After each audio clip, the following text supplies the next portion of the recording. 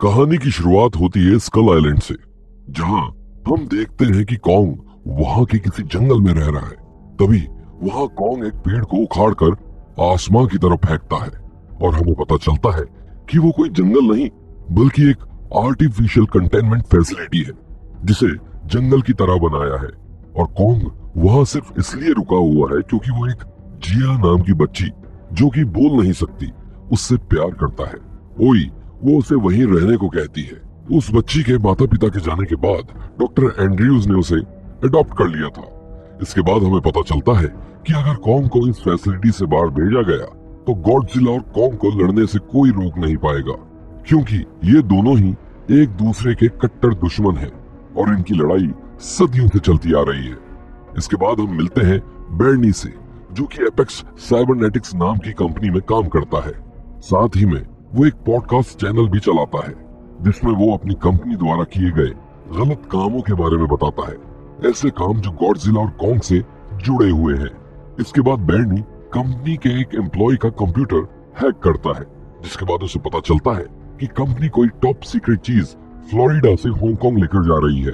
और तभी हम देखते हैं कि गॉडजिला उसी कंपनी की तरफ आ रहा है, जिसके बाद कंपनी में हर जगह अलार्म सिग्नल बजना शुरू हो जाते हैं और गॉडजिला सारी एपेक्स फैसिलिटी को तबाह करना शुरू कर देता है। धीरे धीरे गॉडजिला फ्लोरिडा के उस एपेक्स फैसिलिटी को एक खंडर में बदल देता है और सिर्फ उस फैसिलिटी को तबाह करने के बाद गॉडजिला वहां से चला जाता है। इसके बाद हम देखते हैं मेडिसन को, जो कि लगातार बेर्नी के पॉडकास्ट सुनती आई है और वो अपने पिता, जो कि आर्मी में है, उनको एपेक्स कंपनी के बारे में बताती है, लेकिन उसके पिता उसकी बातें इग्नोर कर देते हैं। जिसके बाद मेडिसन अपने दोस्त जोश के साथ बेर्नी को ढूंढने निकल पड़ती है। दूसरी तरफ हम देखते हैं कि एपेक्स कंपनी का मालिक सिमंस एक साइंटिस्ट से मिलने जाता है जिसका नाम नेथन था, जहां वो उसे बताता है कि धरती के अंदर एक और दुनिया है और उसे लगता है कि कॉन्ग भी वहां से ही आया है और वही जगह कॉन्ग का असली घर है और वहां एक ऐसा एनर्जी सोर्स है जिसकी मदद से हम गॉडजिला को रोक सकते हैं। इसके बाद सिमन उसे बताता है कि उसकी कंपनी ने हीव यानी होलो अर्थ एरियल व्हीकल बनाया है जो कि धरती के अंदर तक जा सकता है और वो चाहता है कि इस मिशन को नेथन लीड करे। इसके बाद नेथन एंड्रयूज से मिलने जाता है, जहां वो उसे अपने साथ इस मिशन पर चलने को कहता है। इसके बाद वो सभी कॉन्ग को बेहोश करके उसे एक बड़े समुद्री जहाज पर लादकर उसे अंटार्कटिका ले जा रहे हैं, क्योंकि अंटार्कटिका ही वो जगह है जहां पर धरती से अंदर जाने का रास्ता है और इस शिप के साथ आर्मी के कई और शिप भी जा रहे हैं। अब थोड़ी ही देर बाद शिप पर माया पहुंचती है, जो कि सिमंस की बेटी है और वो भी नेथन के साथ इस मिशन पर जा रही है। माया नेथन को बताती है कि उनके हीव व्हीकल इतनी पावर जनरेट करते हैं जिससे कि पूरा वेगस शहर हफ्ते भर तक रोशन रह सकता है। इसके बाद एंड्रयू शिप के कैप्टन को उन सारी जगहों से दूर जाने को कहती है जहां गॉडजिला मौजूद हो सकता है।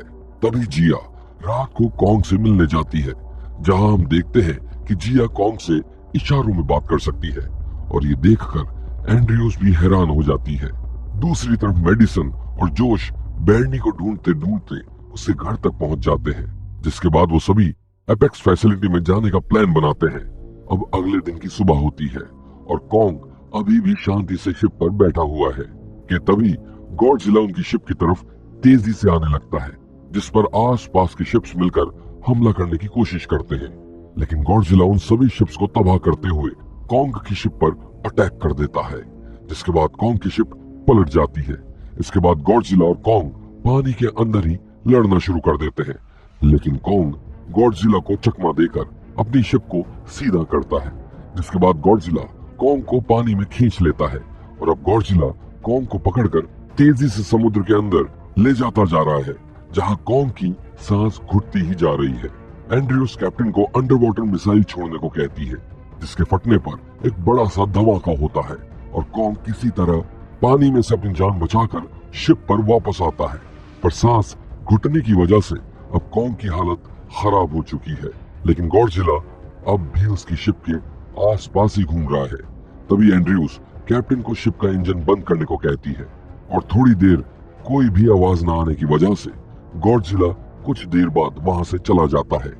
दूसरी तरफ मेडिसन और उसके साथी एपेक्स फैसिलिटी में घुस चुके हैं और वहां वो एपेक्स की एक अलग ही दुनिया देखते हैं, जहां वो एक पॉड में देखते हैं कि एपेक्स वहां अजीबोगरीब जानवरों को पैदा कर रहा है कि तभी उस पॉड का दरवाजा बंद हो जाता है और वो पॉड चलने लगता है, जहां उन्हें पता चलता है कि वो पॉड सीधा अब एपेक्स की हांगकांग फैसिलिटी में जाकर ही रुकेगा। वहीं दूसरी ओर आर्मी कॉन्ग को एयरलिफ्ट करके उसे अंटार्कटिका तक पहुंचा देती है, जिसके बाद जिया उसे सामने वाली टनल में जाने को कहती है जो सीधा धरती के अंदर तक जाती है। अब कॉन्ग जिया की बात मानकर उस टनल में घुसना शुरू कर देता है और पीछे पीछे वो सभी हीव्स में बैठकर उसके पीछे जाने लगते हैं और थोड़ी ही देर में वो सभी धरती के अंदर पहुंच जाते हैं। और ये जगह कुछ ऐसी थी जहां ऊपर भी धरती थी और नीचे भी, और कोई आसमान नहीं था। तभी वहां कॉन्ग पर एक जानवर अटैक कर देता है, लेकिन कॉन्ग उसे मार देता है। अब थोड़ी देर वहां रहने के बाद कॉन्ग उस जगह को पहचानने लगता है और वहां चलते चलते कॉन्ग एक गुफा में पहुंच जाता है, जहां उसे उसका हथियार यानी एक कुल्हाड़ी मिलती है। इसके बाद कॉन्ग वहां के सिंहासन पर बैठ जाता है और हमें पता चलता है कि कॉन्ग कभी इस जगह का राजा हुआ करता था, इसलिए उसका नाम किंग कॉन्ग पड़ा है। वहीं धरती पर मेडिसन और उसके साथी एपेक्स की हांगकांग फैसिलिटी में पहुंच जाते हैं, जहां उन्हें पहली बार एक विशाल रोबोट गॉडजिला दिखाई देता है, जो कि असली गॉडजिला से भी बड़ा था और इसे एपेक्स कंपनी ने ही बनाया था, जिसे वो मेगा गॉडजिला कहते थे। तभी उस रोबोट को एक जानवर से लड़ाया जाता है और हम देखते हैं कि वो रोबोट गॉडजिला उस जानवर के चिथड़े उड़ा देता है। और ऐसे जानवरों को उस रोबोट से लड़वाने के लिए ही एपेक्स इन जानवरों को पॉड में पैदा करता था और इसी रोबोट की ही वजह से गॉडजिला ने एपेक्स फैसिलिटी पर हमला किया था। इसके बाद मेडिसन देखती है कि उस रोबोट को एक पायलट कंट्रोल कर रहा था और तभी बाहर गॉडजिला हांगकांग पर अटैक कर देता है और पूरे शहर को तहस नहस करना शुरू कर देता है। इसके बाद हम देखते हैं कि गॉडजिला अपनी लेजर को हांगकांग की धरती पर शूट करता है और ये लेजर धरती को चीरती हुई सीधा कॉन्ग की गुफा तक एक बड़ा सा छेद बना देती है, जिसके बाद कॉन्ग उसमें कूद जाता है और सीधा हांगकांग पहुंच जाता है और उसके पीछे पीछे एंड्रयूज और उसके साथी भी हांगकांग पहुंच जाते हैं। हांगकांग पहुंचते ही गॉडजिला और कॉन्ग के बीच भयंकर लड़ाई होना शुरू हो जाती है, जहां दोनों ही एक दूसरे की जान के पीछे पड़े हुए हैं और इस लड़ाई में पूरा शहर तबाह होता जा रहा है। तभी गॉडजिला कॉन्ग पर अपनी लेजर से वार करता है, लेकिन कॉन्ग उसकी लेजर के आगे अपनी कुल्हाड़ी ले आता है और तभी हमें पता चलता है कि उस लेजर से कॉन्ग की कुल्हाड़ी की शक्ति और बढ़ जाती है। इसके बाद कॉन्ग अपनी कुल्हाड़ी से गॉडजिला पर एक भयंकर वार करता है, जिसकी वजह से गॉडजिला धाराशायी हो जाता है। दूसरी तरफ एपेक्स की सिक्योरिटी मेडिसन और उसके साथियों को पकड़ लेती है, जिसके बाद वो सभी सिमन से जाकर मिलते हैं, लेकिन तभी हम देखते हैं कि वो रोबोट गॉडजिला पायलट के कंट्रोल से बाहर चला जाता है और पूरी एपेक्स फैसिलिटी को ही तबाह करना शुरू कर देता है। वहीं हांगकांग शहर में गॉडजिला और कॉन्ग की फाइट का दूसरा राउंड शुरू होता है, लेकिन इस बार गॉडजिला शुरू से ही कॉन्ग पर भारी पड़ रहा है और कॉन्ग किसी तरह गॉडजिला के हमलों से खुद को बचा रहा है, लेकिन आखिर में गॉडजिला कॉन्ग पर पूरी तरह हावी हो जाता है और उसकी छाती पर जोर से अपना पैर मारता है, जिसके बाद कॉन्ग वहीं बेहोश हो जाता है और गॉडजिला कॉन्ग को बिना मारे ही वहां से चला जाता है। अब वहां रोबोट गॉडजिला सारी एपेक्स फैसिलिटी तोड़कर वहां से बाहर निकलता है, जिसके बाद गॉडजिला और उस रोबोट के बीच लड़ाई होना शुरू हो जाती है, जहां वो रोबोट शुरू से ही गॉडजिला को डोमिनेट करना शुरू कर देता है। वहीं दूसरी ओर कॉन्ग बेहोश पड़ा है, जिसकी हार्ट बीट धीरे धीरे कम होती जा रही है और कॉन्ग धीरे धीरे मरता जा रहा है। तभी नेथन सबको बताता है कि अगर कॉन्ग को जोरदार इलेक्ट्रिक शॉक दिया जाए तो वो ठीक हो सकता है, लेकिन उसके लिए बहुत ज्यादा बिजली की जरूरत पड़ती है। तभी नेथन हीव का सहारा लेता है, क्योंकि इन्हें चलाने के लिए भी बहुत ज्यादा बिजली की जरूरत पड़ती थी। इसके बाद नेथन हीव को ले जाकर उसे कॉन्ग की छाती पर लैंड करवा देता है और थोड़ी देर बाद वो हीव वहीं पर फट जाता है, जिसकी वजह से बहुत ज्यादा करंट पैदा होता है और इस करंट के कारण कॉन्ग होश में आ जाता है। जिसके बाद जिया कॉन्ग को बताती है कि गॉडजिला उसका दुश्मन नहीं बल्कि वो रोबोट उसका असली दुश्मन है। दूसरी तरफ वो रोबोट गॉडजिला का हर वार नाकाम कर रहा है और गॉडजिला रोबोट के सामने टिक नहीं पा रहा था। और जैसे ही वो रोबोट गॉडजिला को मारने ही वाला था कि तभी पीछे से कॉन्ग वहां आ जाता है और उस रोबोट से लड़ना शुरू कर देता है। और अब गॉडजिला और कॉन्ग दोनों मिलकर उस रोबोट का सामना करने की कोशिश कर रहे हैं, लेकिन वो रोबोट उन दोनों से भी ज्यादा शक्तिशाली है।